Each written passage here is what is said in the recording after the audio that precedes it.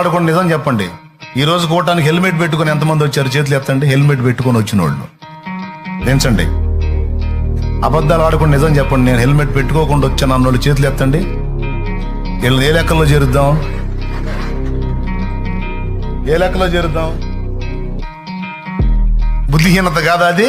నేను చెప్పలా, ప్రసంగి చెప్పాడు. చూడు, ప్రతిదీ నేను నా మాట అనుకునేరాయో బైబుల్లోది. చూడు, నువ్వు 1,00,000 పెట్టి బైక్ కొంటావు, 70,000 పెట్టి కొంటావు, ఒక 1,500 2,000 పెట్టి మంచి హెల్మెట్ కొనుక్కోలేవా? చదువు ప్రసంగి గ్రంథము 7వ అధ్యాయం 17వ వచనం చూడు. అధికముగా దుర్మార్గ పనులు చేయకుము, బుద్ధిహీనముగా తిరగవద్దు, నీ కాలమునకు ముందుగా నీవేళ చనిపోవుదువు. అది ఆయన మీతో ఏమి చెప్పును?